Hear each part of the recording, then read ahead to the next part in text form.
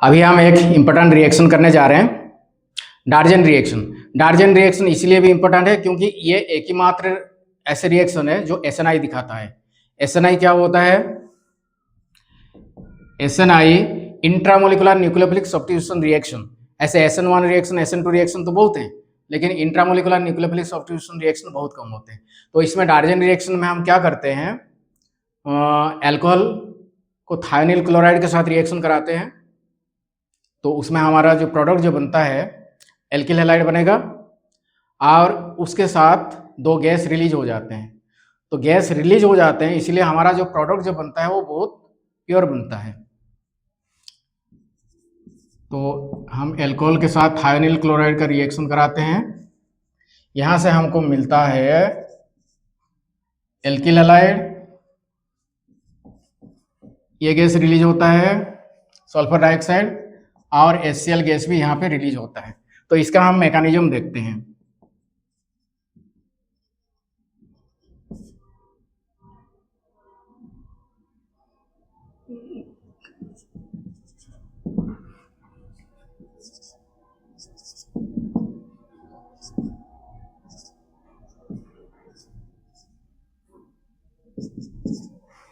ठीक है, अभी क्या होता है इसमें क्लोरीन इलेक्ट्रोनेगेटिविटी किसका ज़्यादा है, क्लोरीन या सल्फर्स? यहाँ पे क्लोरीन का इलेक्ट्रोनेगेटिविटी ज़्यादा है, ठीक है, तो माइनस आई इफेक्ट लगाता है, तो इसमें पार्शियल पॉजिटिव डेवलप होता है। तो ये क्या करता है, इसमें लोन पेयर है, अटैक करता है, ठीक है। तो ये हमारा प्रोडक्ट बन जाएगा ROH, ये हमारे ये हो गया, ठीक है, ये हो गया क्लोरीन, तो ये हमारा लिव कर जाएगा, ठीक है। ये हमारे देखो इसमें कितना बॉन्ड बना था, 4 बॉन्ड बना था, है ना, है तो इसके पास एक लोन पेयर है, लेकिन फिर भी इसको क्यों अटैक किया? इसीलिए अटैक किया क्योंकि ये मोर इलेक्ट्रोनेगेटिव है। दूसरा, ये मोर इलेक्ट्रोनेगेटिव एटम है इसीलिए अटैक कर रहा है, ऐसा नहीं है, यहाँ पे नेगेटिव इफेक्ट डाल रहा है, ये इसका इलेक्ट्रॉन को खींच रहा है, तो इसको मतलब इलेक्ट्रॉन डेफिशिएंसी हो रहा है, इसीलिए इलेक्ट्रोफाइल जैसे ये काम ये कर रहा है, तो इसलिए ये न्यूक्लियोफाइल इसको अटैक किया। अब जैसे अटैक करने के बाद क्या होता है, 5 बॉन्ड हो जाएंगे, तो यहाँ से क्या होता है, क्लोरीन लीव कर जाता है, ठीक है। तो नेक्स्ट हमारा प्रोडक्ट जो होगा, ये इलेक्ट्रॉन लोन पेयर दिया था तो पॉजिटिव चार्ज हो जाएगा, ठीक है। तो पॉजिटिव चार्ज जब हो जाएगा तो फिर से न्यूट्रलाइज हो गई है, और यहाँ पे ये लीव हो गया, तो यहाँ से क्या हो जाएगा, ये दोनों मिलके HCl गैस के फॉर्म में रिलीज हो जाएंगे। तो RO और ये हमारा बन गया SO और ये Cl, ठीक है। अभी क्या होगा हमारे,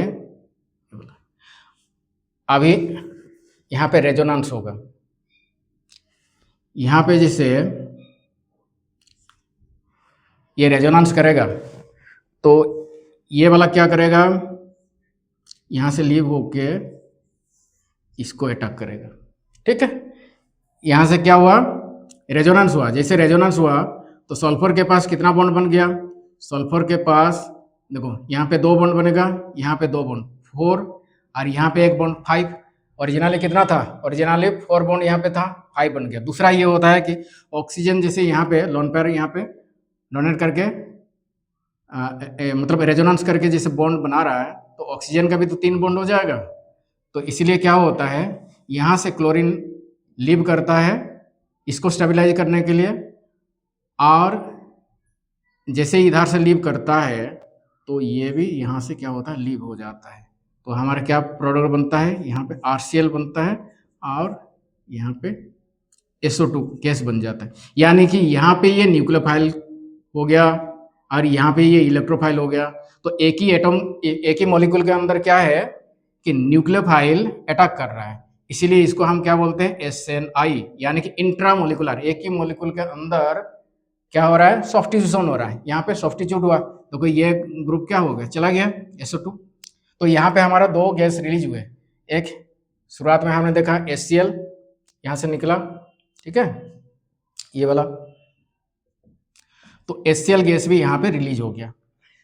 तो हमारा जो डार्जन रिएक्शन जो यूज होता है एल्किल हैलाइड प्रिपरेशन करने के लिए यूज होता है ना। तो एक प्रकार ये भी एक सब्स्टिट्यूशन रिएक्शन ही है, ठीक है, लेकिन इसको हम बोलते हैं एसनाई रिएक्शन, इंट्रामोलिकुलर होता है। डार्जन रिएक्शन की तरह और दो रिएक्शन नेम रिएक्शन इंपॉर्टेंट है जहां से क्वेश्चन पूछते हैं। क्या क्या है? फिंकेलस्टोन रिएक्शन और स्वाट रिएक्शन। चलो उसको भी हम करा देते हैं।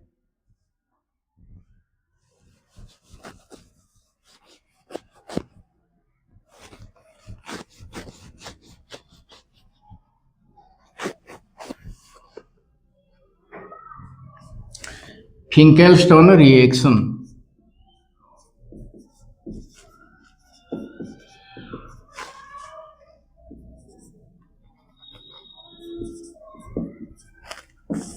ये फिंकेलस्टोन रिएक्शन में क्या होता है कि हैलाइड एक्सचेंज रिएक्शन है, ठीक है। इसमें हमारे एल्किल आयोडाइड बनता है, इसमें हमारे RX प्लस यहाँ पे हम पोटेशियम आयोडाइड लेते हैं, ड्राई एसीटोन लेते हैं, ड्राई एसीटोन हम लेते हैं। प्रोडक्ट हमारा बनता है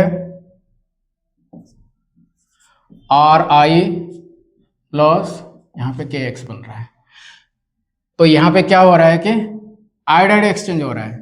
तो फिंकेलस्टोन रिएक्शन से हम क्या बनाते हैं? एल्किल आयोडाइड बनाते हैं। तो ड्राई एसीटोन को हम क्यों लेते हैं? तो क्या होता है कि एक तो ये रिएक्शन बहुत स्पीड होता है, ठीक है, उस रिएक्शन को स्टेबलाइज करने के लिए भी ड्राई एसीटोन यूज होता है। दूसरा, ड्राई एसीटोन का काम क्या होता है, जैसे यहाँ पे हमारा क्या प्रोडक्ट फॉर्मेशन हो रहा है KX, ठीक है, तो ड्राई एसीटोन में ये क्या हो जाता है? प्रेसिपिटेट हो जाता है। जैसे प्रेसिपिटेट होता है तो हमारा रिएक्शन क्या होता है? According to Le Chatelier's principle forward reaction driven होता है ना, फॉरवर्ड साइड में रिएक्शन होता है, ठीक है। तो इसीलिए हम ड्राई एसीटोन को लेते हैं। तो ड्राई एसीटोन को दो पर्पज में लेते हैं कि ये हमारे जो साइड प्रोडक्ट जो बनता है वो क्या हो जाता है? प्रेसिपिटेट बनता है। जैसे प्रेसिपिटेट बनता है तो सॉल्यूशन से क्या हो गया? वो आउट हो गया। तो ये हमारे जो डिजायरेबल प्रोडक्ट जो है जिसके लिए हम रिएक्शन को यूज कर रहे हैं वो ज़्यादा से ज़्यादा बनेगा ना, तो रिएक्शन फॉरवर्ड डायरेक्शन में जाएगा, इसलिए भी ड्राई एसीटोन को हम लेते हैं। नेक्स्ट ये होता है हमारे स्वाट रिएक्शन। ये छोटा सा रिएक्शन है, लेकिन यहाँ पे ड्राई एसीटोन जो है क्यों लेते हैं? तो उसका कारण ये है कि साइड प्रोडक्ट को प्रेसिपिटेट बना देता है। नेक्स्ट यहाँ पे हमारा स्वाट रिएक्शन,